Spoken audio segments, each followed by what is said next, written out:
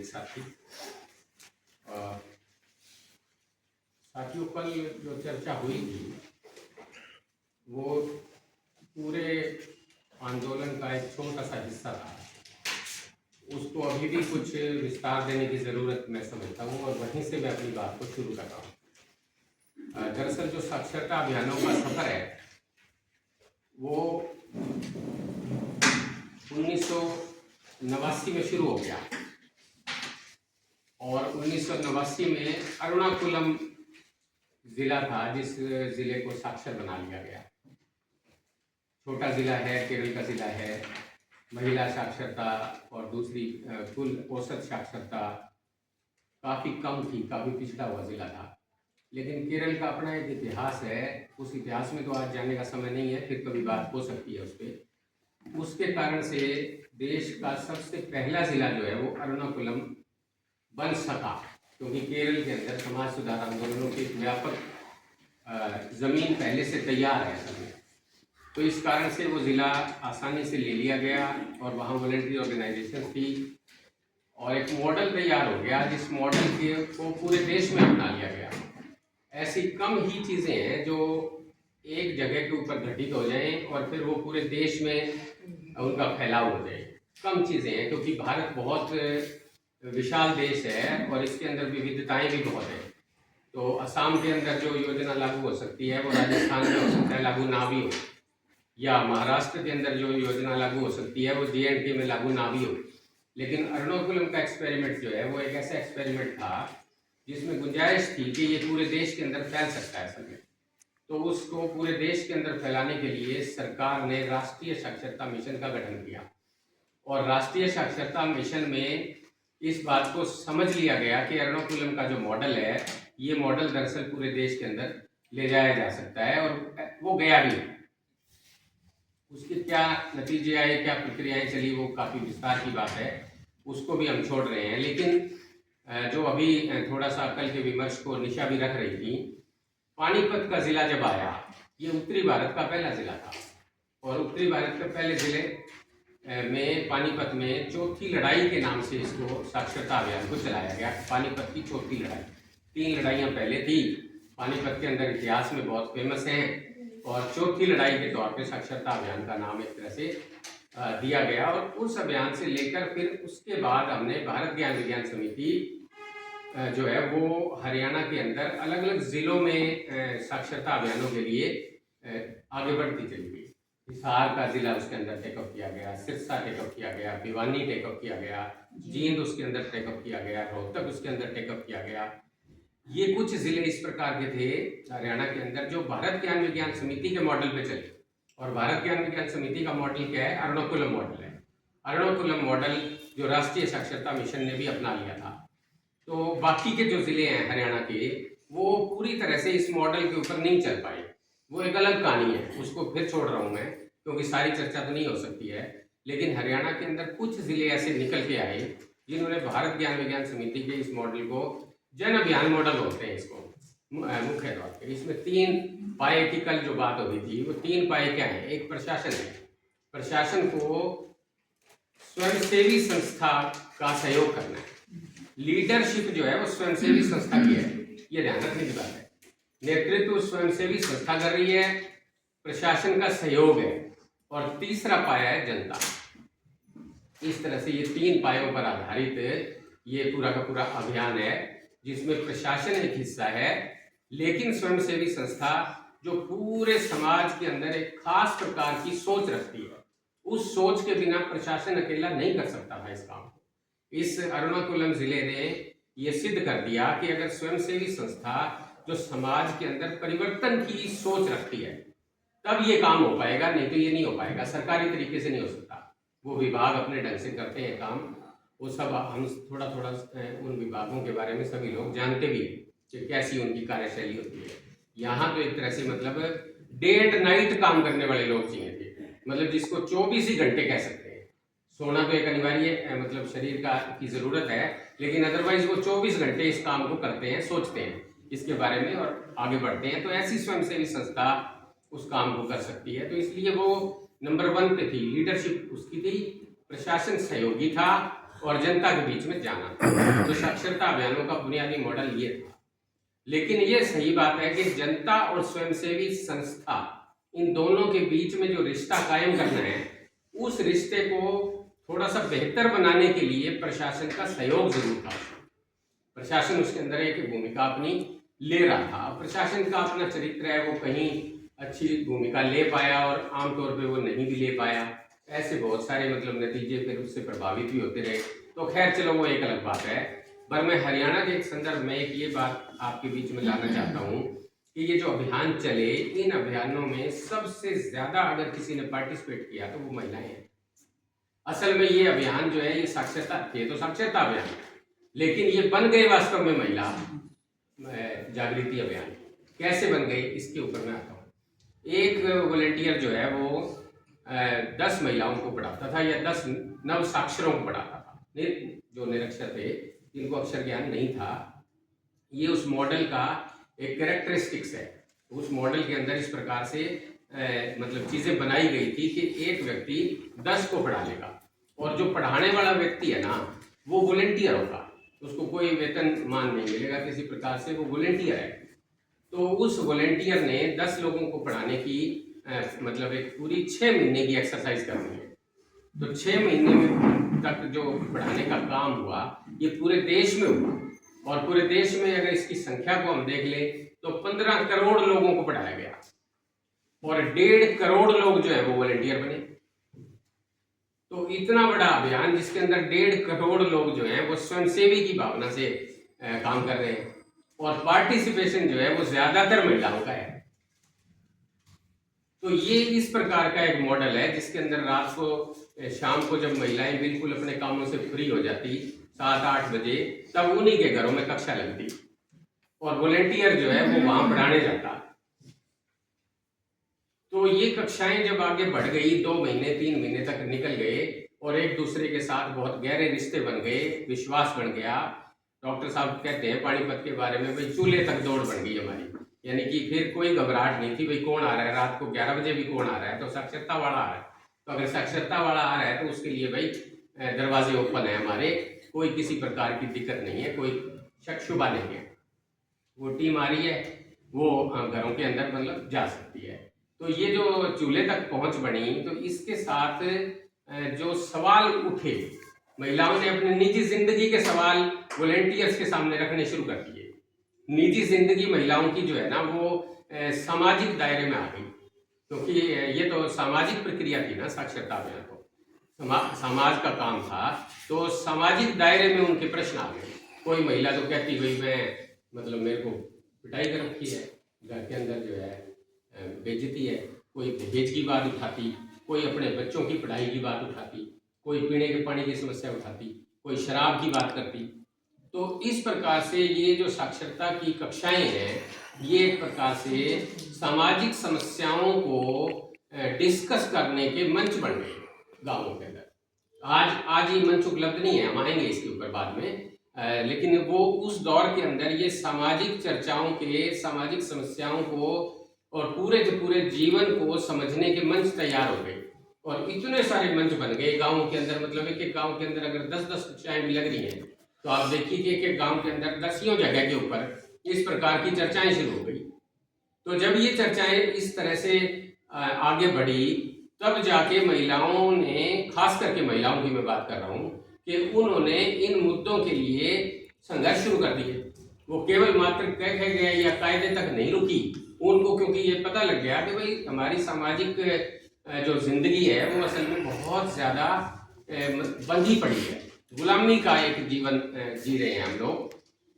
तो इसको किस तरह से तोड़े, इन जंजीरों को तोड़ने का एक संकल्प जो है वो धारण करती चली गई महिलाएं। और कभी वो डीसी के पास, और कभी वो एसपी के पास, और कभी कहीं, मुझे याद है ये जींद के अंदर पड़ाना कांड हुआ था, मतलब बलात्कार, सामूहिक बलात्कार का कांड था। उसके अंदर महिलाओं ने दिनों दिन मतलब धरने दिए और गिरफ्तारियों के लिए जो है मतलब उस तरह से काम किया। इसी तरह से शराबबंदी को लेके कल भी बात आई थी, शराबबंदी को लेके, इसी तरह से पानी की समस्या को लेके पब्लिक हेल्थ के एक्शन को घेर लिया।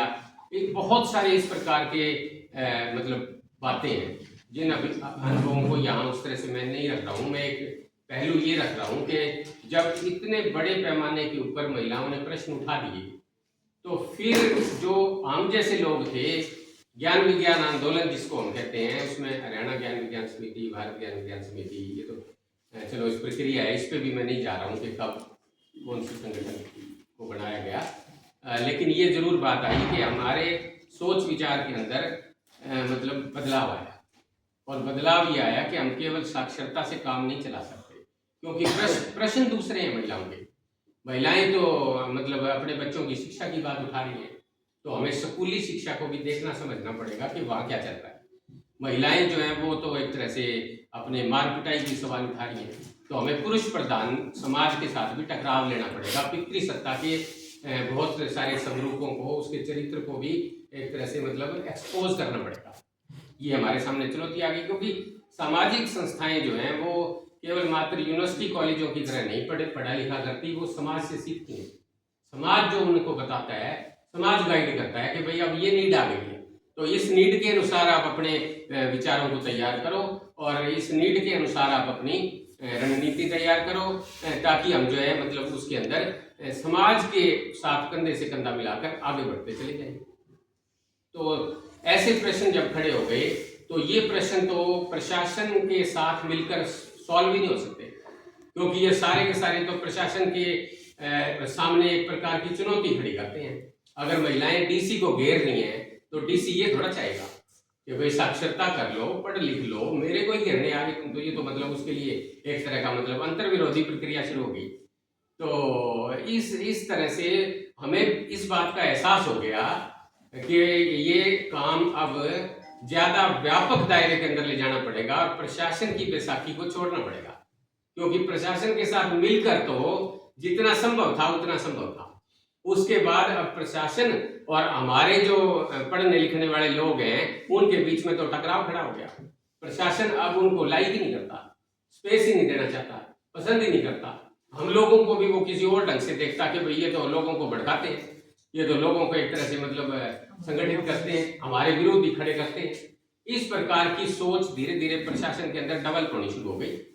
नेचुरल बात थी वो, लेकिन हमारी जो मतलब हमारी का मतलब मैं 2-4 व्यक्तियों की बात नहीं कर रहा, पूरा आंदोलन है, ये देश भर का आंदोलन है।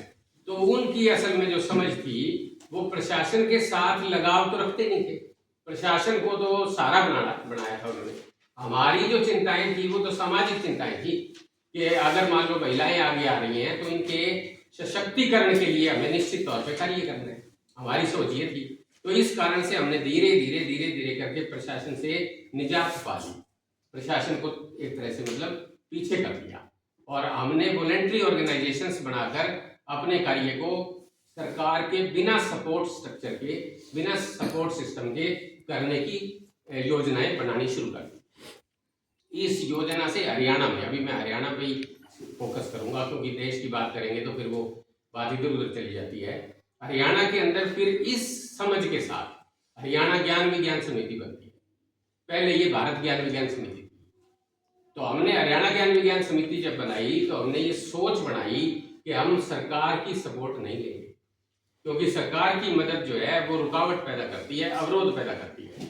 अब तो हमें केवल मात्र समाज की मतलब पहलकदमियों के साथ, समाज के सहयोग के साथ ही आगे चलना है। इस प्रकार की समझ बनाते हुए जब हम आगे बढ़ते हैं तो फिर दूसरा बिंदु ये आता है कि इस दिशा में अगर जाना है तो फिर मुद्दे क्या होंगे। फिर हमने ये विचार किया कि हमारे मुद्दे तो वही होंगे जो साक्षरता अभियानों के अंदर लोगों ने बताया है। वो क्या था? वो था समाज सुधार आंदोलन की मांग। एक ऐसा समाज सुधार आंदोलन हरियाणा के अंदर खड़ा हो जिस समाज सुधार आंदोलन के अंदर जो तबके वंचित तबके हैं, जिनको आज़ादी के बाद वो कुछ नहीं मिला जो मिलना चाहिए था, जो आज़ादी के आंदोलन के अंदर उनके लिए जो सपने आज़ादी के मतलब आंदोलन के नेताओं ने जो विकसित किए थे, जो सोचे थे, वो दरअसल वहां नहीं पहुंच रहे हैं। तो हमारे तो किरदार वो हैं, तो वही हमारे आंदोलन की दिशा तय करेंगे, और उन्हीं के जो मसले हैं वही असल में हमारे आंदोलन के मसले होंगे। तो इसलिए हरियाणा ज्ञान विज्ञान समिति एक स्वयंसेवी संस्था, और हमारे मुद्दे जो हैं वो मुद्दे व्यापक समाज सुधार के मुद्दे। और व्यापक समाज सुधार के मुद्दे भी क्या, जो मुद्दे असल में वंचित तबकों के जीवन के मसलों को हल करें, वो मुद्दे हैं। क्योंकि हमारे समाज के अंदर बहुत सारा स्तरीकरण है, स्ट्रेटिफिकेशन इसको हम अंग्रेजी में बोलते हैं। तो ये जो स्ट्रेटिफिकेशन है, इस स्ट्रेटिफिकेशन के अंदर ये नजर हमारे को साक्षरता अभियानों ने दी कि अभी बहुत बड़ा तबका ऐसा है जिसको आजादी के बाद के लाभ मिल ही नहीं रहे हैं। थोड़ा सा तबका ऐसा है जिसने आजादी के फलों को अच्छी तरह से एंजॉय किया और अपना विकास किया और तमाम मतलब जो उसके पास साधन इकट्ठे हुए। तो ये तो थोड़ा तबका है। तो व्यापक आबादियां जो हैं, उन व्यापक आबादियों के मसलों को अगर हम उठाते हैं तो इसको हमने ऐसा समाज सुधार आंदोलन जिसके अंदर वंचित तबके लीडरशिप देंगे, ये था हमारा समझ, मतलब जो साक्षरता अभियानों के अंदर से निकल के आई। अब इसको करें कैसे, ये तो बहुत बड़ा काम है। पूरे हरियाणा के अंदर भी अगर आप देखेंगे तो 3 करोड़ की आबादी का हरियाणा है और इसके अंदर से अगर आप देखेंगे तो 70% तबका वंचित तबका है। तो कुल मिला के लगभग मतलब आप 2.25 करोड़ लोगों के की बात कर रहे हो, विचार के अंदर बात कर रहे हो। संगठन में तो नहीं है, लेकिन विचार के अंदर हम 2.25 करोड़ 2.5 करोड़ लोगों की बात को सोचने लग रहे हैं। तो अब इन लोगों तक पहुंचे कैसे? तो हमें तीसरी बात ये सूझी कि नवजागरण की प्रक्रिया चलेगी। असल में वो नवजागरण की प्रक्रिया क्या है?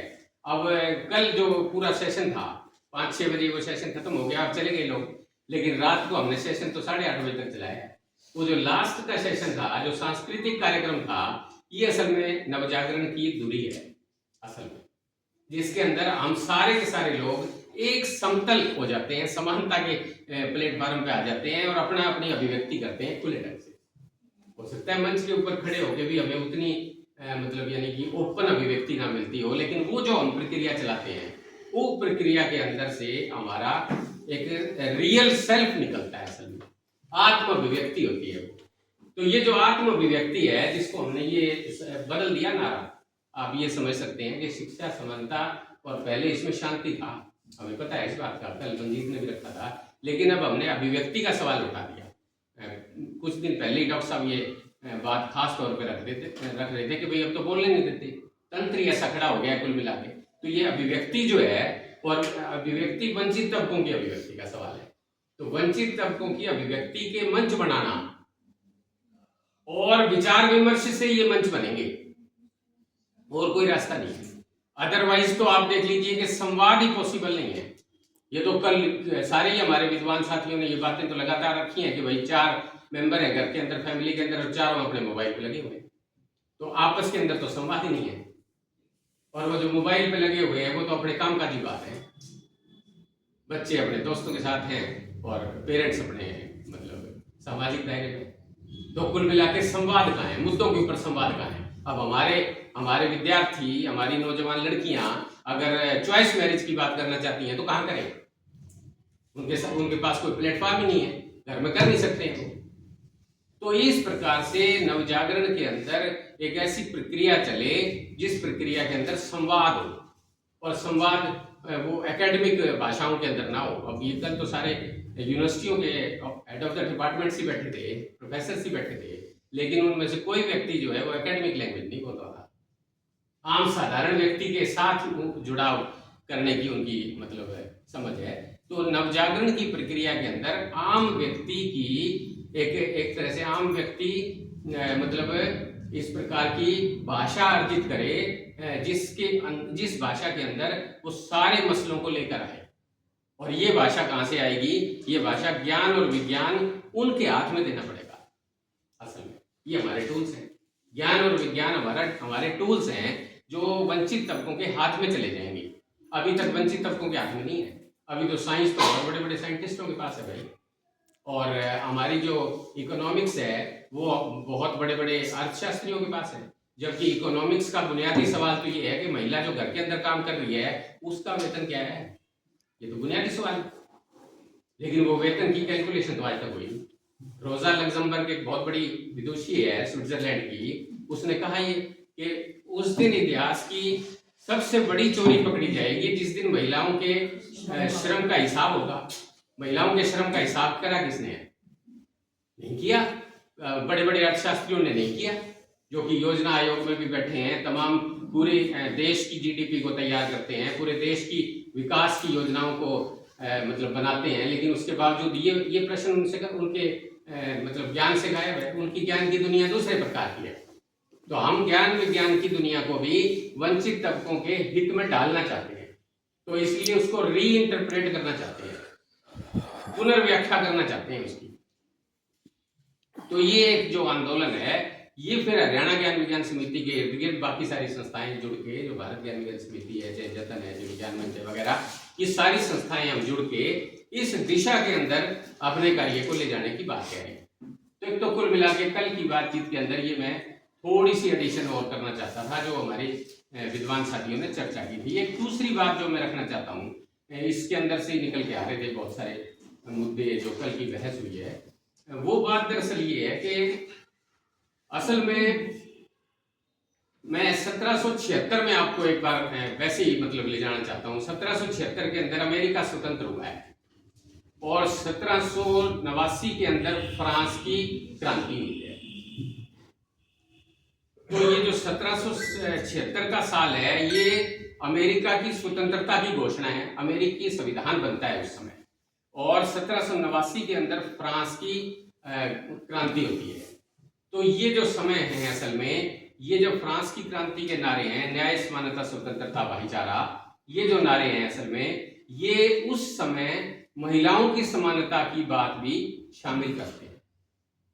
यानी कहने का अभिप्राय ये है कि कल जो इतिहासकार ये बात बता रहे थे कि महिलाएं अभी भी बात कही गई कल के रेफरेंस में कि महिलाओं की तो जिक्र ही नहीं है इतिहास में। पुरुषों ने अपने नजर से और अपने तरीके से लिखा है, और इसीलिए वो युद्धों का इतिहास है। अब जिस प्रकार से ज्ञान विज्ञान आंदोलन करना चाहता है, ऐसे बहुत सारे इतिहासकार भी उसको आम आदमी की नजर से लिखना चाहते हैं। ऐसे बहुत सारे इतिहासकार हैं जो आम आदमी की नजर से उसको इतिहास को पुनर्व्याख्यात कर रहे हैं। तो उसके अंदर जो है वो किसान की, मजदूर की और महिलाओं की बातचीत आ रही है कि उनका रोल क्या था। 1857 की क्रांति के जो इतिहासकार अब लिख रहे हैं उसको, तो वो ढूंढ रहे हैं कि मजदूर किसान जो है वो क्रांति के अंदर क्या भूमिका निभा रहा था। तो ये जो 1776, फिर 1789, उसके बाद फिर 1800 मतलब 19वीं शताब्दी के अंदर 1870, यानी इस तरह के पड़ाव है कुछ। उन पड़ावों के माध्यम से अगर आप देखेंगे तब आपको ये बात लगेगी कि महिलाओं के संघर्षों की चर्चा होने लगी है, और महिलाओं के संघर्षों के अंदर कुछ महिलाओं की काम के अधिकार की बात होने लगी है। समान वेतन, समान उसकी काम की मतलब काम जितना करेगी महिला तो उसके लिए समान वेतन नहीं मिलता है उसको, पुरुष के समान वेतन नहीं मिलता, उसका फर्क आता है। अभी तक ये सिलसिला चलता है। मजदूरी दिहाड़ी करने अगर मान लो एक पुरुष एक महिला आती है तो पुरुष को 2 रुपये ज्यादा का रिवाज अभी तक भी है हमारे समाज के अंदर। तो ये इस प्रकार के पड़ाव है कुछ जो बहुत ही मतलब वैश्विक स्तर के ऊपर, जिनको अगर आप देखेंगे तो वो साफ तौर पर दिखाई देते हैं कि उन्होंने समान काम समान वेतन की बात उठाई, उन्होंने काम के घंटे सुनिश्चित करने के, फिक्स करने की बात उठाई, और महिला के अधिकारों की बात उठाई।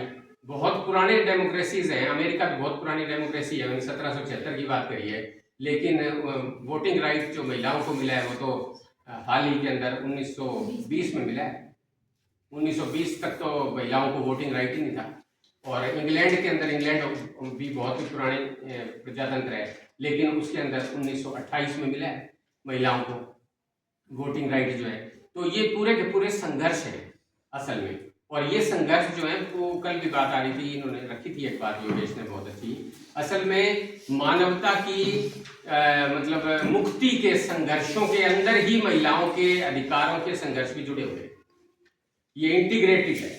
जब मानवता की मुक्ति की बात करेंगे तो मानवता की मुक्ति में सबसे पहले मुक्ति किसकी? जो सबसे ज्यादा दास्ता की बेड़ियों में जकड़ा हुआ है, तभी तो मानवता मुक्त होगी। वैसे कौन सी मानवता मुक्त होगी? तो इसलिए हम वंचित तबकों की बात कर रहे हैं, और अगर महिला मुक्ति की बात हम करते हैं तो ही असल में मानव मुक्ति की बात है, नहीं तो है ही नहीं वो बात। तो ये जो मानव मुक्ति के संघर्ष हैं, इसके कुछ बुनियादी पड़ाव हैं, इनके अंदर महिलाओं की मुक्ति के संघर्ष गुथे हुए हैं, और फिर साथ ही साथ अलग स्वतंत्र आवाज भी उठ रही है। जब न्याय, समानता और स्वतंत्रता के नारे फ्रेंच रेवोल्यूशन में आते हैं तो उसके अंदर महिलाओं के स्वतंत्रता की और मुक्ति की बात भी शामिल है, और लेकिन साथ के साथ ही महिलाओं के काम के घंटे सुनिश्चित करो और उनको समान वेतन दो समान काम के लिए, इस प्रकार के, और वोटिंग राइट दो, क्योंकि वोटिंग राइट तो फिर भी नहीं दे रहे हो आप। फ्रेंच रिवोल्यूशन तो हो चुका, इंग्लैंड की रिवोल्यूशन तो हो चुकी, उसकी ग्लोरियस रिवोल्यूशन बोली जाती है, वो भी हो चुकी। अमेरिका के अंदर स्वतंत्रता की घोषणा आप कर चुके, उसके बावजूद महिलाओं को वोटिंग राइट नहीं मिल रहा है। तो मैं कह क्या रहा हूँ कि मानव मुक्ति के संघर्ष के अंदर भी महिला का संघर्ष छुपा हुआ है, और इसके साथ साथ अलग भी उसके लिए एक्स्ट्रा एफर्ट चाहिए। तो ये इतना जटिल है, मतलब ये केवल मात्र उस मुक्ति के संघर्ष के साथ ही गुथ के नहीं किया जा सकता है कि मान लो भाई किसान आंदोलन लड़ लिया तो महिलाओं को भी किसान का दर्जा मिल गया, ऐसा नहीं हो रहा है। किसान आंदोलन हो गया और उसके मतलब काले कानूनों को रोक दिया गया, पूरे किसान परिवारों के ऊपर, पूरे किसान समुदाय के जीवन के ऊपर तो वो प्रभाव ठीक पड़ेगा, लेकिन उसके अंदर महिला फिर भी पीछे है असल में। तो ये एक मसला है जिसको मतलब साथ ही साथ फिर उठाया गया। तो ये साथ ही साथ उठाने का जो काम है पूरा का पूरा, ये हमें बराबर करना पड़ता है, एक्स्ट्रा करना पड़ता है, एडिशनल करना पड़ता है। और इसको करने के लिए हमें रोशनी कहाँ से मिलती है? एक तो रोशनी मिलती है समाज के अंदर, लोगों के जीवन को समझकर, लोगों के जीवन के मसले उठाकर, लोगों के साथ जुड़कर। एक तो रोशनी यहाँ से मिलती है जो मैंने साक्षरता अभियान के माध्यम से बताई है। एक रोशनी मिलती है सामाजिक मतलब इतिहास को पढ़ के, इतिहास को पढ़ के भी एक रोशनी मिलती है कि किस प्रकार से ये जो पूरे बड़े बड़े संघर्ष हुए मानव मुक्ति के, उसके अंदर फिर महिलाओं ने अलग प्रकार के संघर्ष कैसे किए। तो इसको भी हमें पूरी तरह से समझना पड़ता है, तब जाके हमें समझ आती है थोड़ी बहुत कि भाई क्यों हरियाणा ज्ञान विज्ञान समिति के अंदर समता विमर्श भी जरूरी है। नहीं तो हरियाणा ज्ञान विज्ञान समिति काफी है, मतलब उठा तो रही है मुद्दे, वो सामाजिक न्याय का मुद्दा उठा रही है हरियाणा ज्ञान विज्ञान समिति, वो सामाजिक परिवर्तन का मुद्दा उठा रही है, वो जन शिक्षा का मुद्दा उठा रही है, अभी सबको शिक्षा। तो फिर अलग से समता मंच की क्या जरूरत है, या अलग से समता के विमर्श की क्या जरूरत है? तो वो अलग से इसलिए जरूरत है कि सामान्य विमर्श चलते चलते भी आमतौर पे उन संघर्षों के अंदर होते हुए भी महिलाएं पीछे रह जाती हैं, महिलाओं का पक्ष नहीं बन पाता। तो इसलिए विशेष ध्यान देने की जरूरत है। इसी तरह से दलित समाज के लोग भी आमतौर पर पीछे रह जाते हैं, क्योंकि वो पूरी हिस्ट्री है, उसको भी अलग ढंग से आप मतलब देख लीजिए। दलित समाज की बात जब हम करेंगे तो आप देखो कि 20% के लगभग आबादी है देश के अंदर, लेकिन वो 20% की आबादी मतलब जीवन के ऊंचे पायदानों के अंदर रिफ्लेक्ट नहीं होती। अभी भी स्थिति ऐसी है। मैं आपको कितने ही इस प्रकार का विमर्श, मैं अभी ये उस विमर्श में नहीं जा रहा हूँ, लेकिन कितने ही आंकड़े इस प्रकार के आप इकट्ठे कर लो। चाहे बड़ी बड़ी देश की संस्थाएं हैं, चाहे मेडिकल कॉलेजेस हैं, चाहे यूनिवर्सिटीज़ हैं, चाहे IITs हैं, उनके अंदर ये रिफ्लेक्शन आता ही नहीं। 1200 की फैकल्टी है और उसके अंदर मात्र 3 दलित समुदाय के प्रोफेसर हैं मात्र। तो ये जो हमने साक्षरता अभियानों के अंदर से गुजरते हुए ये दृष्टि हासिल करी, तो इसमें केवल मात्र अब समता जत्थे और महिलाओं के जत्थे, जो कल बताया जा रहा था कि बहुत मतलब रंगीले, मतलब एक तरह से उसका पूरा वो बन जाता था, उत्सव नुमा एक चीज बन जाती थी और बहुत रंगारंग कार्यक्रम वो लगता था जब महिलाओं के जत्थे आते हैं फिर कंक्लूड होते हैं। अब हमने एक नजर और हासिल करी, वो नजर ये हासिल करी कि असल में आधारभूत तबके क्या हैं, कौन से हैं? महिलाएं, दलित और युवा। ये हमने फिर आइडेंटिफाई किया, क्योंकि हमने कहा कि सामाजिक चिंतन जो है वही हमारे को दिशा देता है संगठन को या आंदोलन को, और तो कोई रास्ता नहीं है आपके पास। सामाजिक चिंतन के अंदर वर्तमान परिस्थिति भी है समाज की और इतिहास भी है। दोनों चीजों को जोड़कर जब हम देखते हैं तो हमें ये लगता है कि ये 70% आबादी है, 70 से भी ज्यादा बनते हैं असल में कुल मिलाकर। और इसमें अगर ये तबकों को आप शामिल करोगे, युवाओं का एक अलग प्रकार का मामला है। अभी हमने पानीपत के अंदर 2 दिन की कार्यशाला की थी युवाओं के ऊपर, तो उसमें सारे युवाओं के मसले, युवाओं की अभिव्यक्ति का सवाल भी है। युवाओं को भी अभिव्यक्ति नहीं मिल रही है, क्योंकि ये समाज के अंदर निश्चित तौर पे जो संस्थाएं बनी हुई हैं, चाहे वो न्यायपालिकाएं हैं, चाहे वो हमारी शिक्षण संस्थाएं हैं, चाहे वो प्रशासनिक ढांचे हैं, चाहे गाँवों के अंदर पंचायतें हैं, चाहे हमारे सामाजिक ढांचों के तौर पर परिवार है हमारा, चाहे हमारी धार्मिक संस्थाएं हैं, इन सारी ही संस्थाओं के अंदर आप देखोगे अगर, तो एक प्रकार की स्वर्ण लोगों का, स्वर्ण जातियों का वर्चस्व है। चाहे वो रोजगार के तमाम ढांचे देखोगे, कुल मिला के ऐसी परिस्थिति आपकी ऐतिहासिक परिस्थिति है। और इतिहास से आंदोलनों को दृष्टि हासिल करनी ही होती है अगर वो आंदोलन कोई सामाजिक परिवर्तन की बात करना चाहते हैं। तो ये एक प्रकार की वैज्ञानिक दृष्टि है कि हमने महसूस किया कि ये तबके जो हैं, इन तबकों को स्पेस नहीं मिल रहा है समाज के अंदर, अभिव्यक्ति नहीं मिल रही है, शिक्षा का स्तर इनका कम है, समानता का राइट इन्हें नहीं मिल रहा है कुल मिला के। तो ये सब चीजें मिलकर एक व्यापक दृश्य बनाती हैं, जिस दृश्य के अंदर हम देखते हैं कि ये तबके अगर इकट्ठे हो जाए, ये एक चुनौती है, ये एक सवाल है हमारे सामने, तब सामाजिक क्रांति संभव है, सामाजिक परिवर्तन असल में तब संभव है। जिस तरह से किसान मजदूर की एकता की बात की जाती है, इसी तरह से ये जो वंचित समाज है, इस वंचित समाज के अंदर भी यूनिटी की प्रॉब्लम है, और यूनिटी नहीं बनती है तो इसीलिए मतलब ये अपना संघर्ष नहीं लड़ पाते हैं, क्योंकि इनके संघर्षों के लिए जो भी इतिहास के अंदर जमीन तैयार की गई है, उस जमीन को देखकर जो मतलब एक तरह से शासन करते हैं, जिनका वर्चस्व पहले से बना हुआ है समाज के अंदर, हेजीमनी है जिनकी, वो समझ जाते हैं कि जब जब इतिहास में ये इकट्ठे हुए हैं तब तक जो है ना आपकी सत्ता बटी है। चाहे वो अंबेडकर के संघर्ष हो इतिहास में, और चाहे फिर वो अलग ढंग से सुभाष चंद्र बोस के संघर्ष हों, चाहे गांधी के संघर्ष हों, और चाहे भगत सिंह के संघर्ष हों, ये संघर्षों के अंदर जब भी ये तबके इकट्ठे होते थे तब तक ब्रिटिश साम्राज्य भी एक तरह से मतलब हिल जाता था, चुनौती मिल जाती थी। तो ये जो यूनिटी है कुल मिला के, इस यूनिटी के ऊपर अटैक है, जो चैलेंज की बात कल भी आ रही थी, इस यूनिटी के ऊपर अटैक है कुल मिला के। आज अभी भी आप देख लो, अब क्या कर दिया वो कटेंगे तो कटेंगे, जो क्या करेंगे वो भी। ये जो हरियाणा की सरकार ने अभी अभी मतलब इलेक्शन के टाइम पे फटाफट से एक कैटेगरी और बना के, और दलित आरक्षण को, एससी आरक्षण को मतलब उसके अंदर विभाजन कर दिया, और ये कह दिया भाई एससी के अंदर से एक तबका जो है ना वो काफी कुछ हासिल कर चुका है, अब जो निचले तबके हैं, ये बात मतलब उन्होंने जिस मंशा से की है, मैं उसको कहना चाहता हूँ। मतलब हालांकि हम तो चाहते हैं कि ज्यादा से ज्यादा जो वंचित तबके हैं, बहुत गरीब जो रह गए, उन्हें अवसर मिले, लेकिन जिस मंशा से इसको किया गया है, तो इसके अंदर एक यूनिटी तोड़ने का मसला भी है। इसी तरह से हर जगह के ऊपर आप देखेंगे, छोटे से आंदोलन भी अगर मान लो आते हैं, तो उसकी, चाहे वो टीचर्स के आंदोलन हैं, चाहे वो किसानों के आंदोलन हैं, इन सारे आंदोलनों के अंदर फूट डालने की बात जो है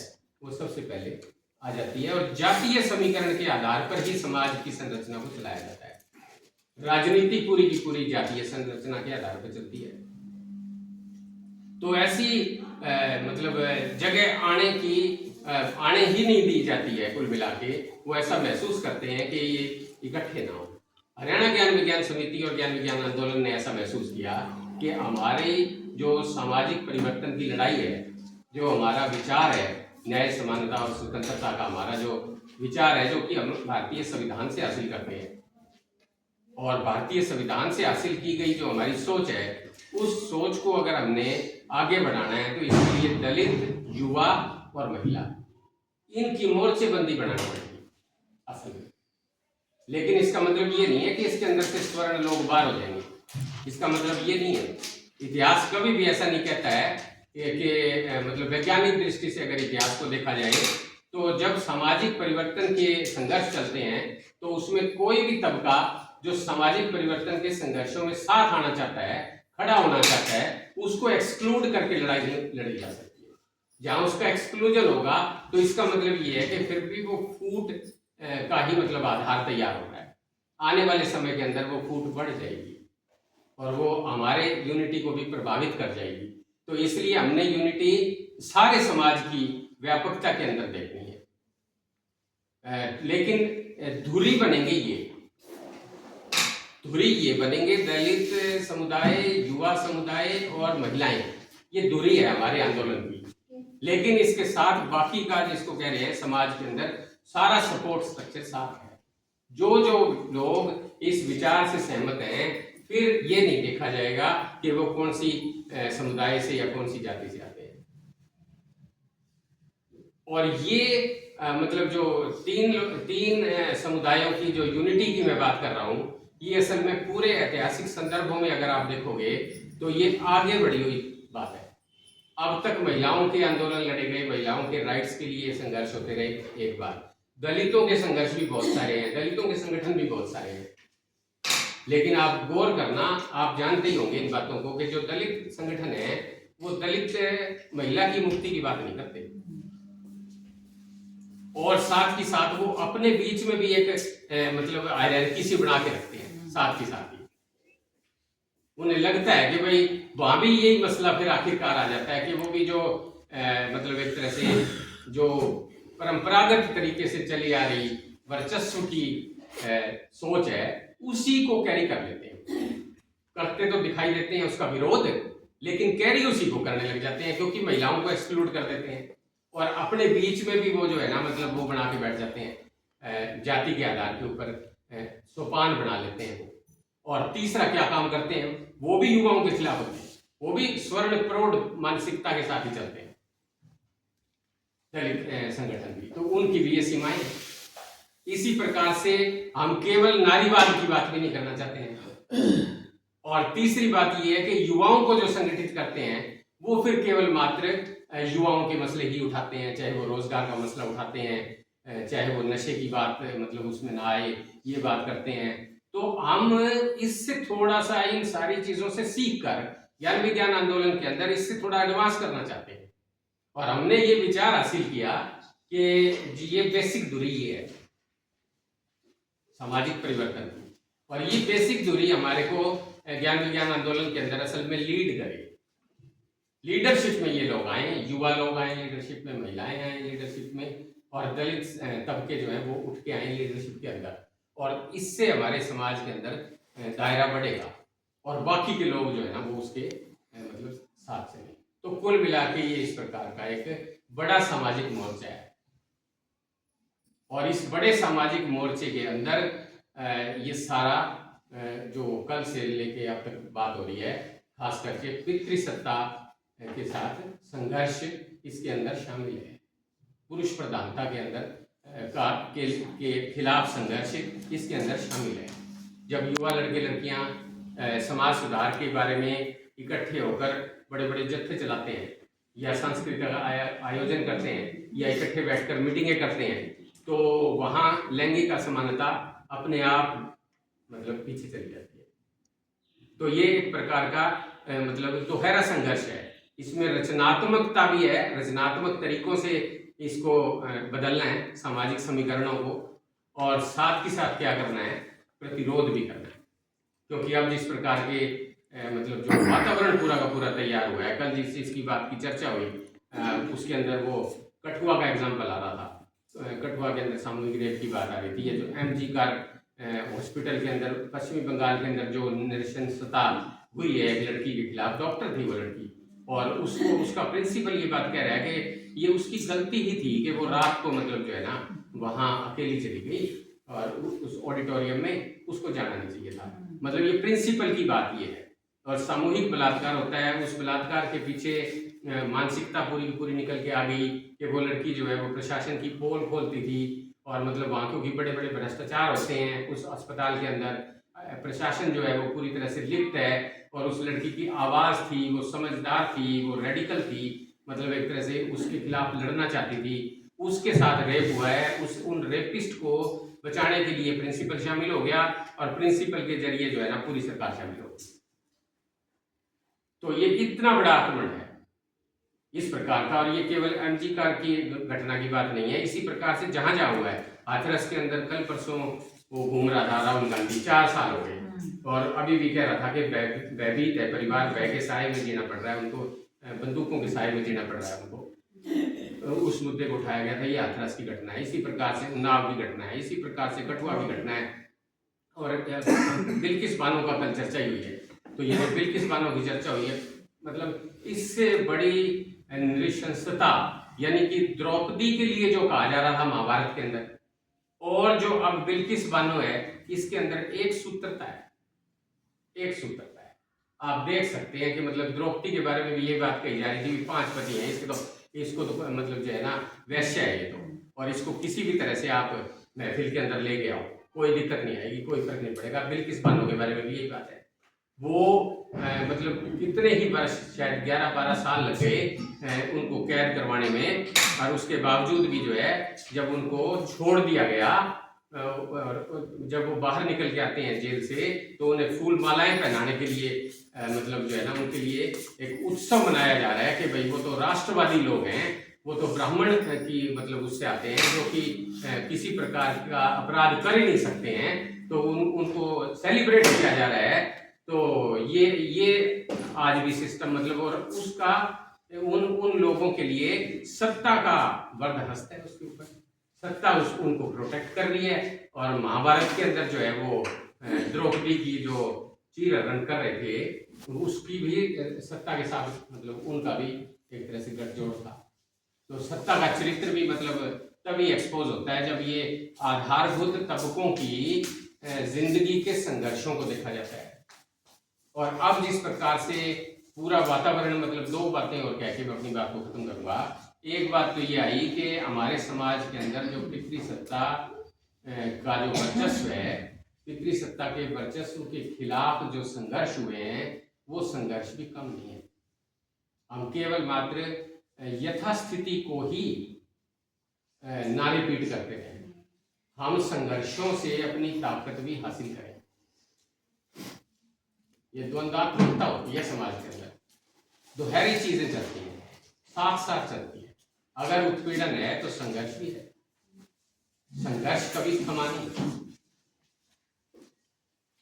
तो पितृसत्ता के खिलाफ भी संघर्ष है। और जिस प्रकार की राजनीति जो नागरिकों को अधिकारों से ही वंचित करना चाहती है, अगर नागरिक अधिकारों से वंचित होते हैं तो सबसे पहले तो महिलाओं को ही रखना है।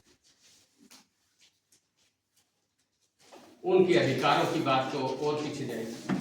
जितने अधिकार 300 साल के अंदर लड़के ले भी लिए गए, 300 साल लग गए, जो 1776 की मैंने बात की थी, 350 साल हो गए। उससे पहले तो महिलाओं का जिक्र ही नहीं होता था, सामाजिक और राजनीतिक दायरे में कोई जिक्र नहीं था।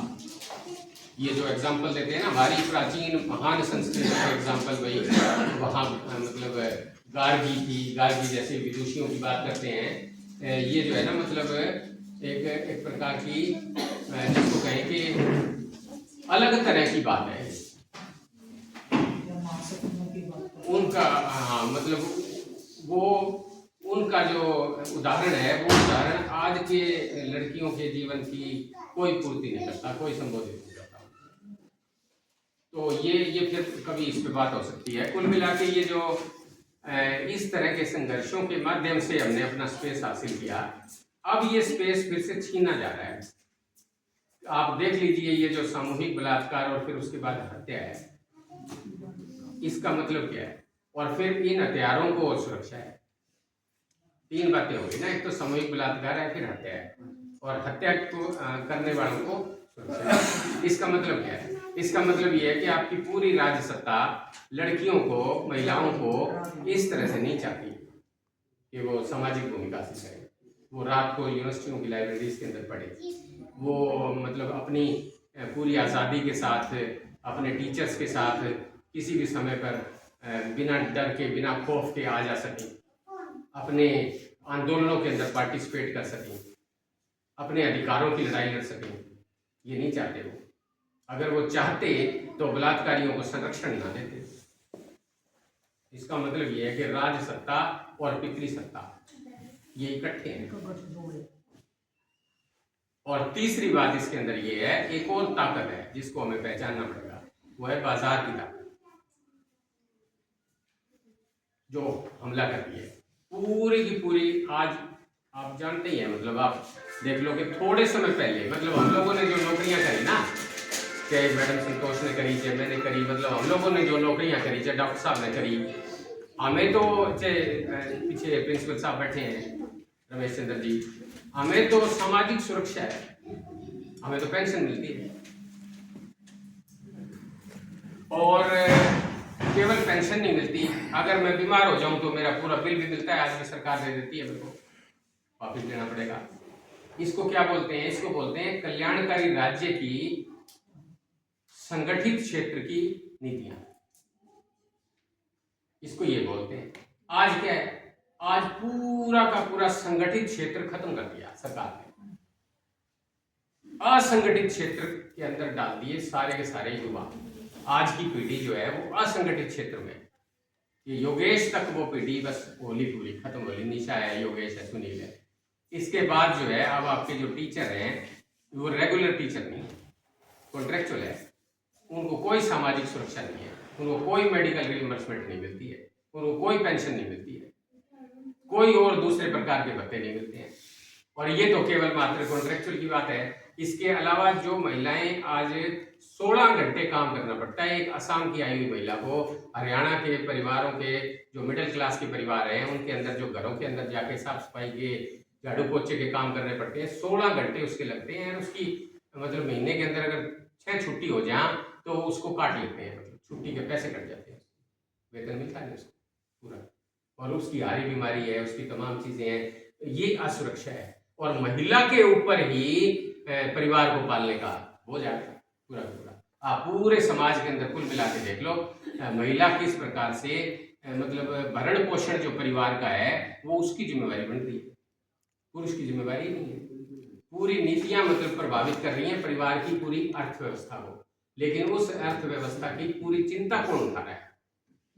आप सर्वे आंकड़े इस प्रकार के जुटा के देख लेना, पुरुष तो आमतौर पर जो है ना अपनी बीड़ी, अपना हुक्का और अपनी मतलब जो है ना दारू और अपने खाने पीने का प्रबंध तो उसकी चिंता का विषय है, पूरे बच्चे पूरा परिवार उसकी चिंता का विषय नहीं। उसके लिए सारी मतलब महिलाएं जो है वो अपना मतलब तरह तरह के कार्य करती हैं, ये अपने बेटियों को साथ लेती हैं, ये बोझ उनके ऊपर मतलब इस तरह से असंगठित क्षेत्र ने डाल दिया।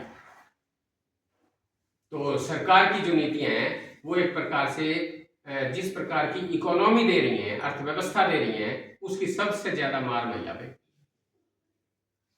तो ये पितृसत्ता, राजसत्ता और तीसरा बाजार, ये बाजार के कारण से हुआ ऐसा। और बाजार के अंदर जो एक तरह से जो महंगाई बढ़ रही है बाजार के अंदर, या काला बाजारी जो आ रही है, या मतलब जितनी भी चीजें आ रही हैं उसकी सारी चीजों की भुगत होगी महिला है, उसके ऊपर सबसे ज्यादा मार है, उसकी चिंता सबसे ज्यादा बढ़ रही है। ऐसे 70% से ज्यादा परिवार हैं जो आज मतलब महिलाओं के द्वारा उनकी इकोनॉमी चलती है, और वो इकोनॉमी जो है वो इन तमाम नीतियों के कारण से चलानी बहुत कठिन हो गई, क्योंकि गवर्नमेंट स्कूल नहीं है, बच्चों को प्राइवेट स्कूल में भेजना पड़ेगा तो फीसें ज़्यादा बढ़ेगी, अस्पताल नहीं है, अस्पताल नहीं है तो अगर कोई बीमार हो गया तो उसको डॉक्टर की फीस बहुत ज़्यादा है, फिर उसके दवा दारू के खर्चे बहुत ज़्यादा है, कर्जे उठाने पड़ रहे हैं लोगों को, आत्महत्याएं करनी पड़ रही हैं महिलाओं को। तो हम जब कई बार ऐसी बात पे आते हैं ना, हमारे आंदोलन में भी कई बार हमारे जो मतलब साथी हैं वो केवल मात्र अपने कष्टों से ही सारा मतलब चिंतन देखना समझना चाहते हैं। ये अपने कष्टों से बहुत आगे की बात है। समाज इतने कष्टों में पड़ा है पूरा का पूरा, और हमारे कष्टों की का निवारण भी, हमारे कष्टों का निवारण भी समाज की मुक्ति के साथ ही जुड़ा हुआ है, जैसे कि इतिहास बता रहा है।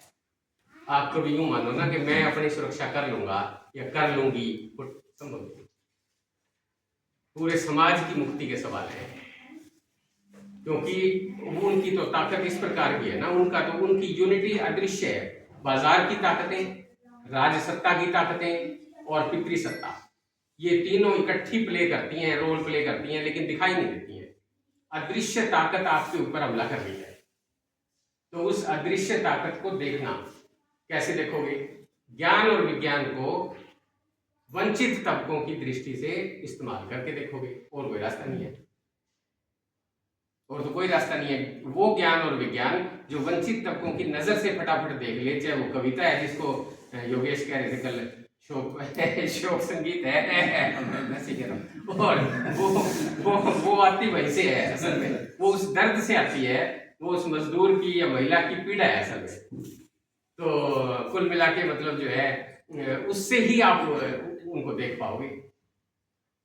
वो ज्ञान विज्ञान जो इधर की तरफ मतलब न्याय की तरफ डला हुआ हो पूरा का पूरा। तो ऐसी पुस्तकें तैयार, अब उन्होंने तो पुस्तकें तैयार कर ली। कल हमारे विद्वान साथी बोल रहे थे, बता रहे थे कि भाई अब वो मध्य प्रदेश की सिलेबस की बात शायद मंजीत कर रही थी, तो उसके अंदर मतलब बाल विवाह का भी तरीका निकाल लिया, कुछ ऐसा ऐसा तो उदाहरण दे दी। तो मतलब कहने का ये है कि वो तो किताबें भी बदल रहे हैं, और हमारी जो ज्ञान और विज्ञान की दुनिया है, हमारे पास जो टूल्स हैं वो काफ़ी कम है, और अगर हैं भी तो हम पढ़ते नहीं। ये एक पुस्तक दी है, अभी सुरेश जी आगे मतलब अपने वाले सेशन में बात करेंगे। ये जो अपन ने प्लास्टिक के कवर में एक पुस्तक डाली है, अभी इसका क्या बनाएंगे अपन? क्योंकि हमारे सामने तो ये जो बाजार की ताकतें हैं, इन्होंने सोशल मीडिया नाम का एक और टूल ला के रख दिया। सोशल मीडिया एक शत्रु है, वंचित तबकों की यूनिटी में तो शत्रु है। मतलब इस तरह से मैं नहीं कह रहा हूं कि इसको छोड़ दें, इसको जैसे हम ज्ञान और विज्ञान की दुनिया को अपने अनुसार डाल रहे हैं ना, सोशल मीडिया के औजार को भी डालो। यानी कि इसके अंदर भी अपनी यूनिटी के तरीके ढूंढो। मतलब इसको छोड़ ना दो उनके हवाले जिन्होंने तैयार करके आइसोलेट करने का एक मतलब तरीका निकाल लिया, सब लोग आइसोलेट हो जाए। उसकी बजाय हम इसका इस्तेमाल भी यूनिटी में करें, और इसकी मतलब चाल को भी समझें, इसके प्रभाव को भी समझें, दुष्प्रभाव इसका क्या पड़ता है। तो मतलब पुस्तकें हमारे जीवन से बाहर ना हो किसी भी तरह से, ये खैर आगे की बात है।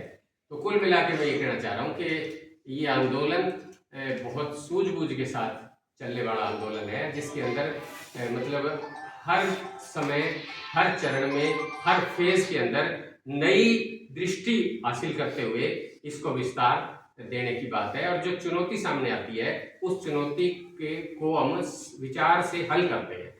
उसके साथ पहले सोच विचार के साथ आधार पर टक्कर लेते हैं, और फिर संगठन निर्माण की दिशा में बढ़ते हैं, क्योंकि संगठन के बिना ये विचार भी खाली है। बिना संगठन के आप आगे नहीं बढ़ सकते हैं। तो कुल मिला के किस प्रकार की जगह, इसमें कोई हमें कभी भी हमें मतलब पछताने का अवसर नहीं मिला। बस लास्ट में एक बात कह रहा हूँ, पछताने का अवसर नहीं मिला कि वही साक्षरता अभियान में तो लाखों लोग थे हमारे साथ, वही लाखों लोग थे, तो साथ में कुछ और चीजें भी थी, इन कारणों से लाखों लोग थे। ये वैज्ञानिक विश्लेषण है। आज आपके पास लाखों नहीं, सैकड़ों हैं, लेकिन आप आजाद कितने हो गए? आपको किसी डीसी के बारे आके 6 घंटे वेट नहीं करनी, समझ रहे हैं आप? अदरवाइज तो मतलब आधी से ज्यादा ऊर्जा तो वहीं खपा करती। अब हमें स्वतंत्र रूप से, चाहे 40 बैठे हैं, तो हम अपनी इच्छाओं से और अपने साधनों से बैठे, और हमें तो कोई परेशानी इस बात से लगती नहीं। कोई भी हमारा साथी ये बात नहीं उठाता भाई साधन कम है, भाई आपने ये मतलब नहीं किया, ये प्रबंध नहीं किया, बल्कि न्यूनतम साधन है तो और हमारा हौसला बढ़ रहा है, मोटिवेशन बढ़ रहा है कि भाई थोड़ी सी मतलब कमजोर स्थितियों में, विकट स्थितियों में काम करो, सीखो। तो कुल मिला के एक ऐसा मतलब आंदोलन है ये, जिस आंदोलन के अंदर महिलाओं के संदर्भ में समता के कार्यभार जो हैं वो इस नेचर के, यानी पूरे संघर्षों के बीच के अंदर केंद्रीय धुरी लिए हुए आगे बढ़े हुए संघर्षों के साथ महिलाओं को मतलब हमें मोबिलाइज करना है, और सारे आंदोलन की चेतना हासिल करनी है। केवल मात्र एक जगह से हमारा काम नहीं चल सकता है। बहुत शुक्रिया।